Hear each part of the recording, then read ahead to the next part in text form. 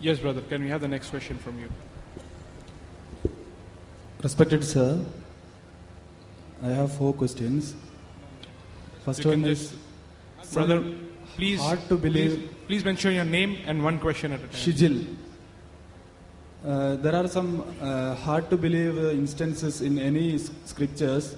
For instance, in Quran, like birds dropping stones in a battlefield on the enemy's context like that, which is hard to believe.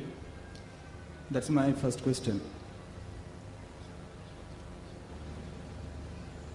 There's a question that certain things mentioned in the Quran, like birds dropping stones, talking about Surah Fil, chapter number 105.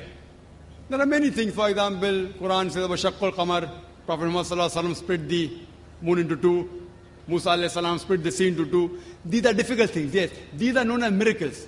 Miracles are those things which a human mind cannot conceive how it happened.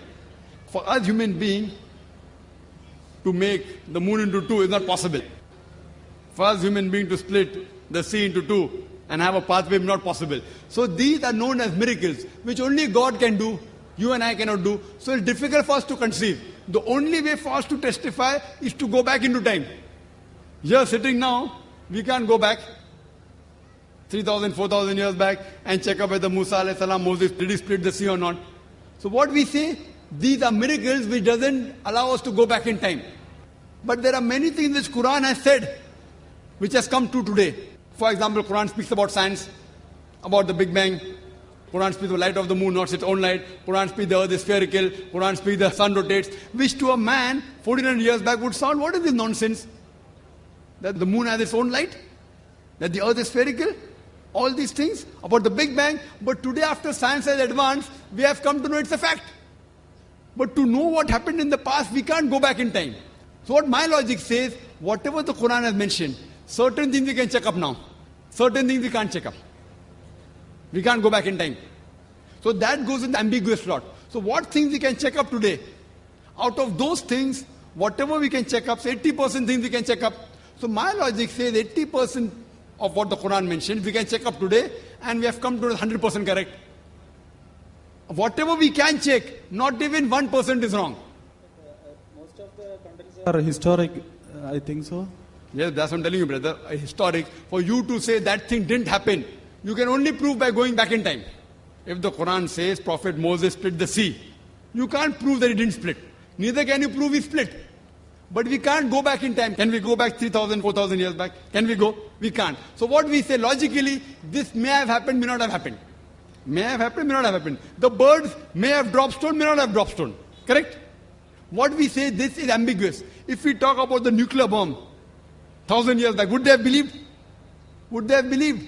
They would have said this is nonsense. Right or wrong? But today you and I believe or not? Because science is advanced. Similarly, there's nuclear bomb, there's atom bomb. So birds dropping stones, what's the problem? It is so easy. Nuclear bomb is more difficult. So here we realize we cannot go back in time. So what my logic says, whatever we can testify today, whatever we can analyze today, out of that, 100% has been proved to be correct. 20% we can't analyze, we cannot go back. We can't go in future. We cannot prove scientifically whether there's heaven or hell. So you'll ask me, Brother Zakir, you're a medical doctor. How do you believe in heaven and hell?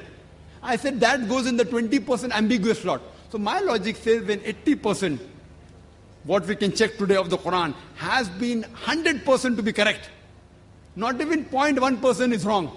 So my logic says what 20% is ambiguous, inshallah, God willing, even that will be correct.